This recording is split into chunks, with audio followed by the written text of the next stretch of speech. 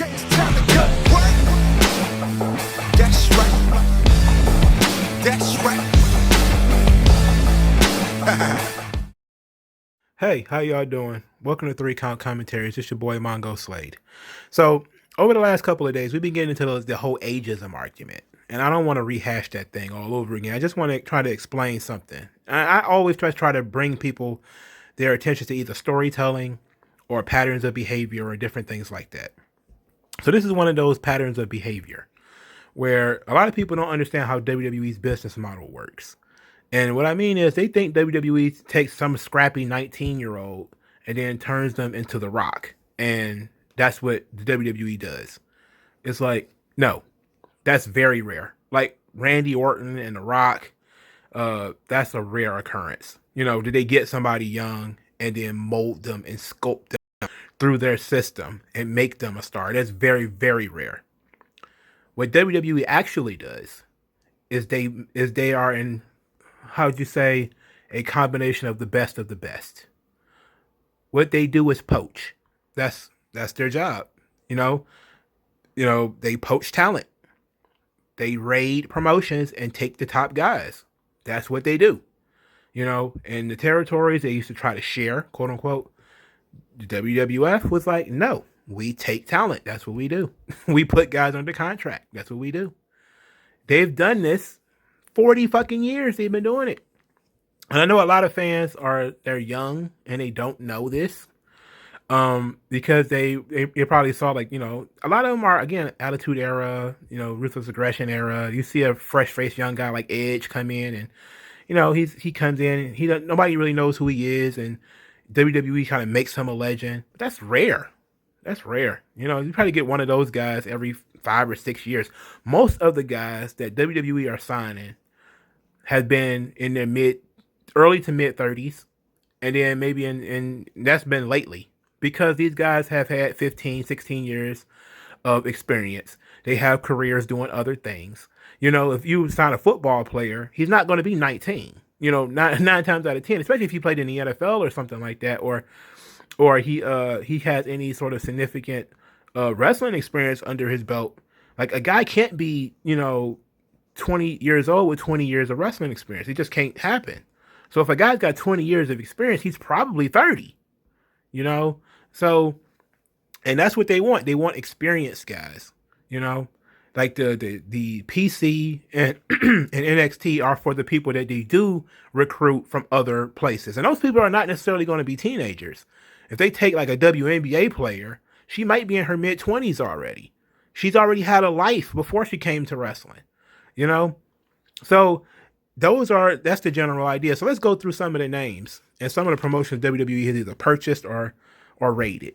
And a lot of people see like this is a bad thing. It's like, not really, because everybody has to come from somewhere. It's not like people are born in the fucking performance center and they can't leave like the Truman Show. People have to come from somewhere. Guys get trained and then they get sent to places, and then they bounce back and forth. Maybe it take them 2 years, maybe it take them 10, but they end up in NXT or in WWE at some point. But it really kicked into motion when Vincent K. McMahon, or we call Vince Jr. or Mr. McMahon, takes over in 1983. One of his first moves is he wants to go national.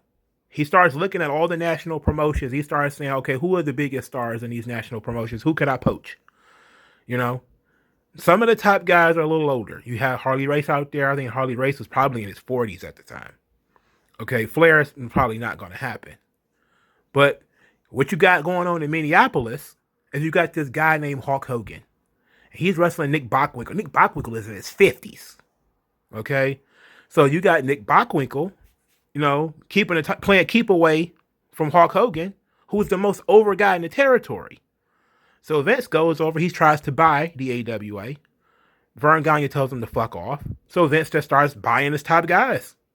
Bought Hogan, bought Jesse Ventura, bought Mean Gene Okerlund, Bobby the Brain Heenan, a bunch of other guys, brought them on over. Poached them. Give me them guys. He went down to later. He tried to get Devon Eriks from World Class. It didn't happen because Devon Eriks is working for their daddy. Their daddy wasn't trying to sell. So he's like, okay, well, we'll just wait that out. And he ended up waiting it out. He ended up getting Kerry Von Erich, which is the one he wanted anyway. He ended up waiting until World Class was starting to tank, and then he snatched him up. Then you had Mid-South. He went down there trying to muscle in on Watts. Watts was actually knew what the fuck he was doing, was able to get Vince out of there. But Vince didn't, he didn't take his L in peace. He decided, okay, I'm going to take your top guy. Snatched the Junkyard Dog right out of Mid-South. Watched Bill Watts for the next several years try to replace him. He brought in every black motherfucker. He brought in every Negro within 100 yards. Brickhouse Brown, Butch Reed, who else? It was probably some old black dudes that Bill Watts was bringing in.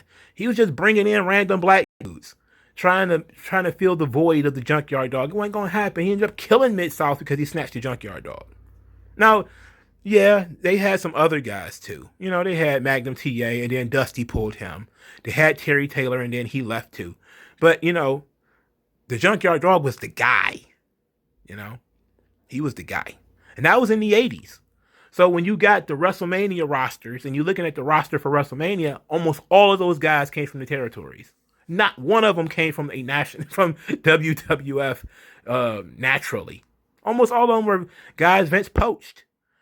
Calgary, the Stampede area, where he got the Hearts and he got the Davey Boy Smith and he got the Dynamite Kid.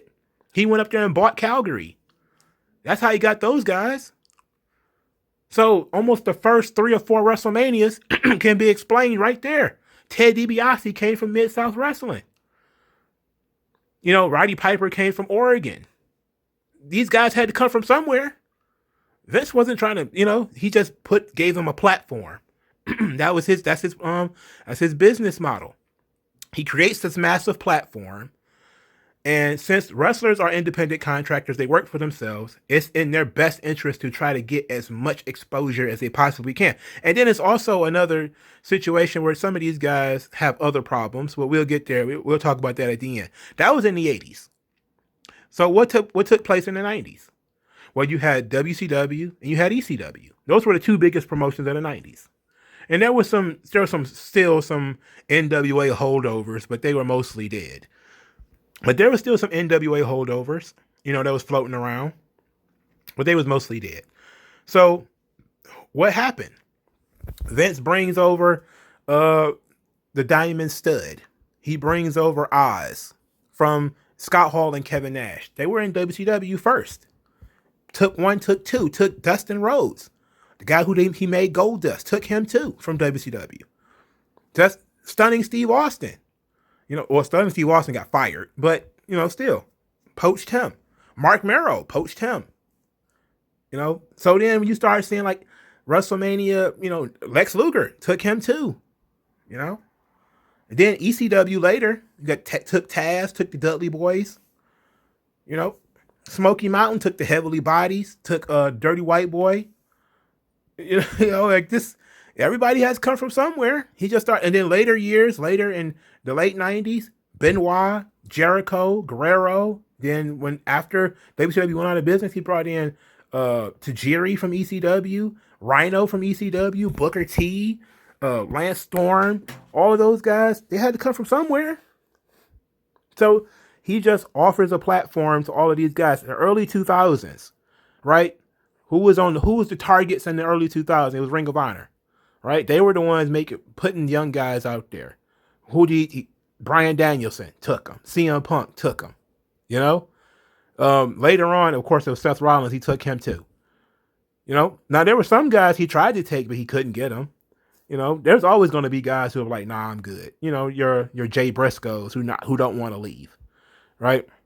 Just like Sting didn't want to leave. There's always going to be 1 or 2 of those guys, maybe even more of them, 4 or 5 of them, maybe. But most of these guys, man, they have issues. They have other problems. The 2010s, the same thing.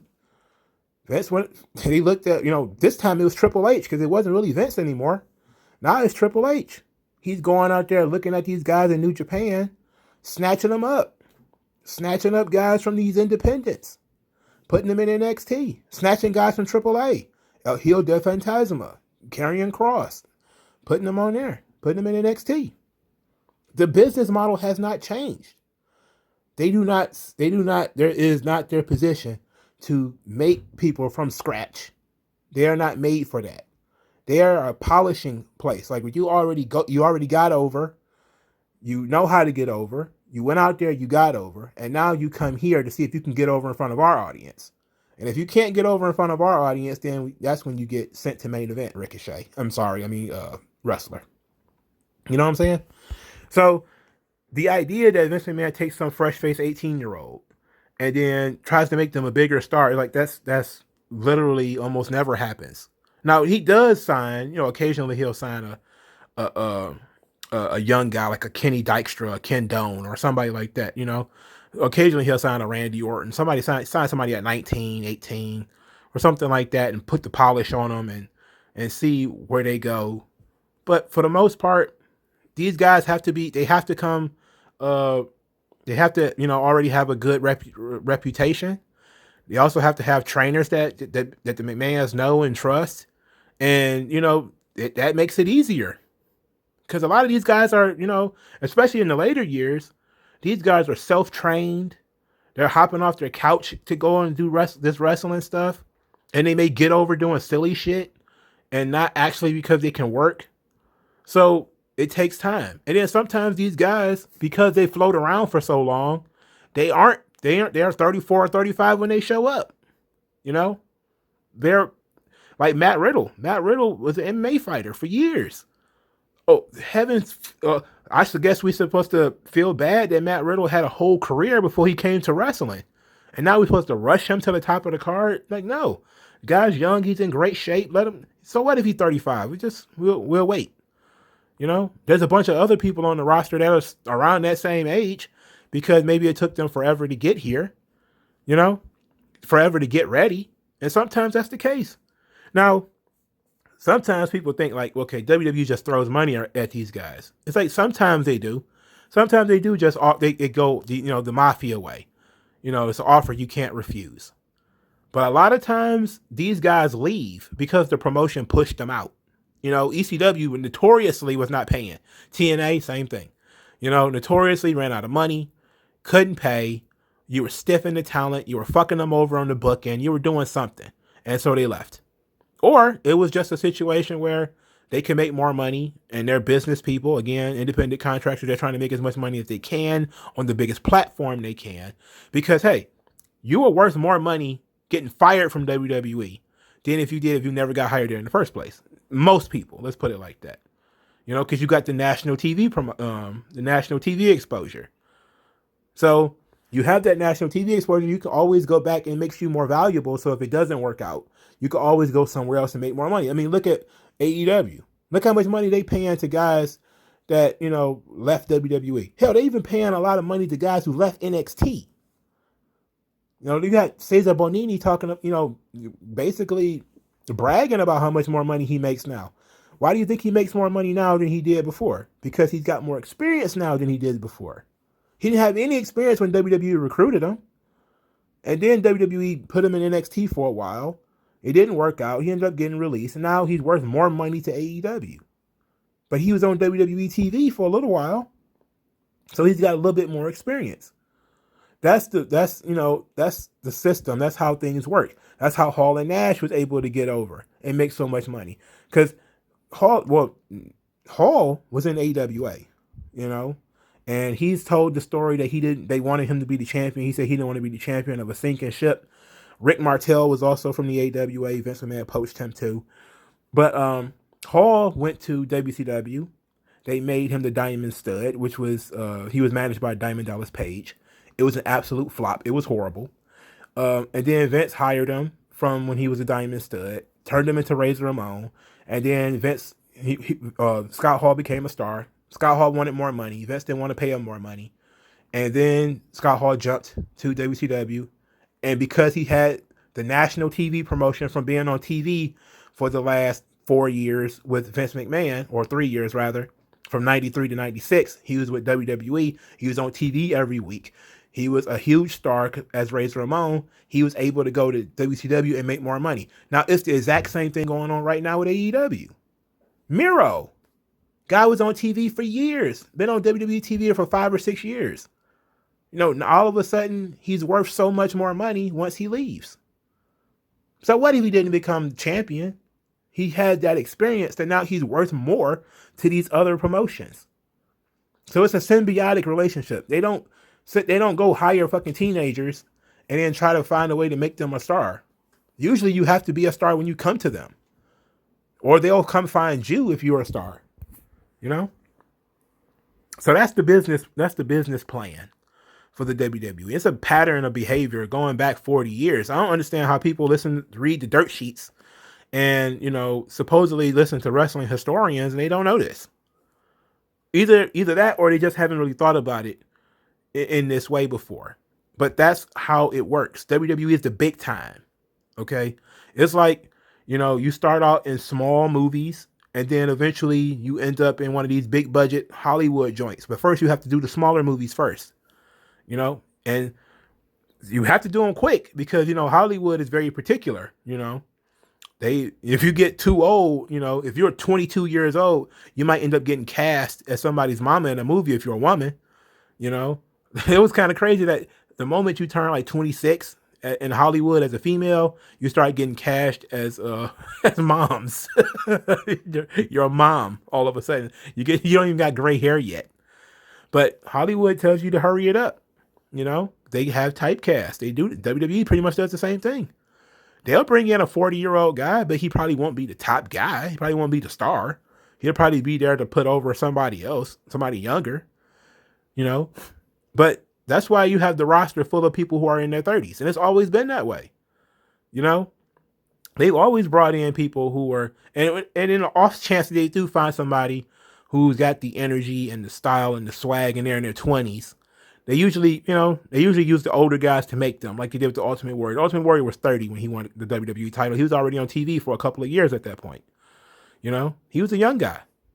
They took him, used Hogan and Savage and Andre and all those guys to mold him in place. Boom, set him off and let the kid run. John Cena did the same thing. They took, Jericho and Angle and Eddie Guerrero and Big Show, beat this kid into shape, make him a star, send him on his way. Same thing with Randy Orton. Use Triple H and Ric Flair and Foley and all these guys to make him a star and send him on his way. But you got to have people with experience there, experience at top positions, experience with big matches, experience drawing crowds and know how to make money and do all this stuff before you can make younger stars. So yeah, sometimes you do get an Edge. You do get a Randy Orton. Sometimes you do get a John Cena. But it's these guys, these 30-year-old guys who already done it, who's already been there for a while, who already been in the business for a while. They got some experience under their belt. Those are the guys who make the stars. Maybe they won't become stars themselves, but they're the guys who make the next stars. And if you have to go through some of these guys being 30 years old for a long, long time, 30, 40 years old, so be it. And it's taking these guys longer and longer to get there because the WWE system is so big, And now that they got these three brands, guys being NXT for 3 or 4 years for no fucking reason. But, that's just kind of how it is now. They used to be able to get guys to the main roster a lot faster. Kevin Owens wasn't in NXT that long. But now you got guys who don't want to leave. Tommaso Ciampa and Gargano and Cole and all those guys seem to be staying down there forever. Who knows? Maybe the fucking guys fucking retire down there. Who knows?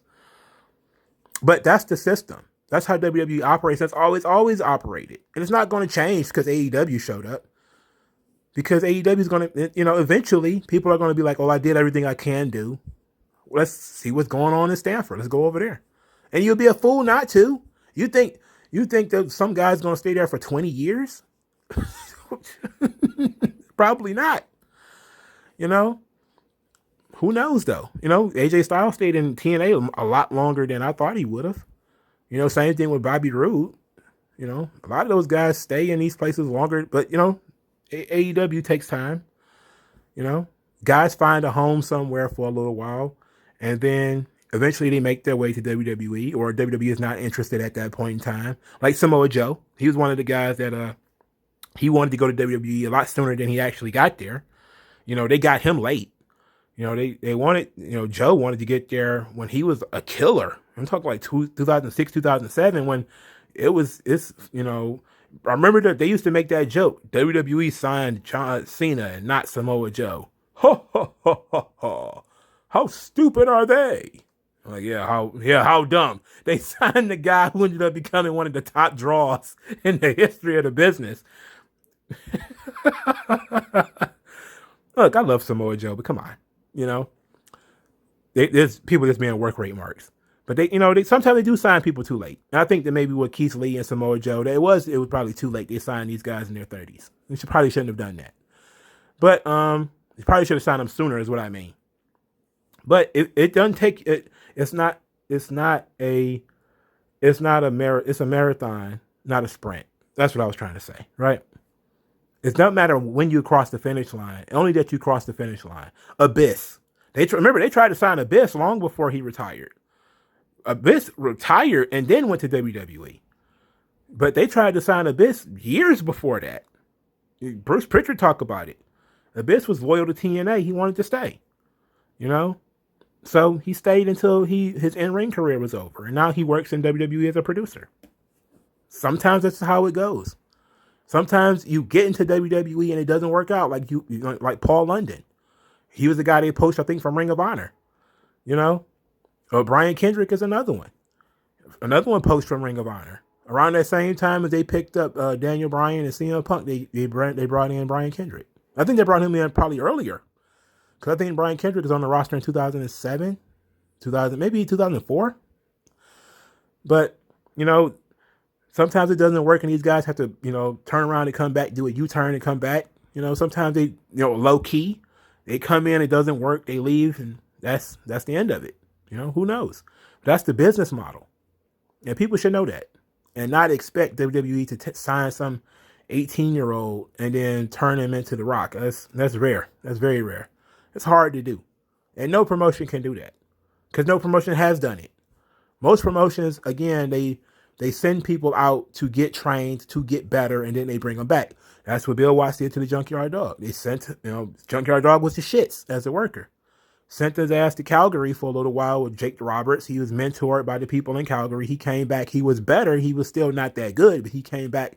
He knew how to work a crowd. He got better. You bring people in, you push them to the top once they get some seasoning. You let them go get some seasoning first. And that means they have to get some age on them, which means nowadays it means they probably have to get some surgeries on them. It's a completely different thing, but I'm being circular. But let me know what you guys think in the comment section below. Like this video, share this video, subscribe to this channel. Thank you guys for your time. Use the hashtag 3count commentaries to spread the word of 3count commentaries. Send me some cash. I would appreciate that. I'm snowed in, so I want to Grubhub some shawarmas. Lunch on you if you care to share. I thank you guys. I'll talk to you guys later. Da da da da da.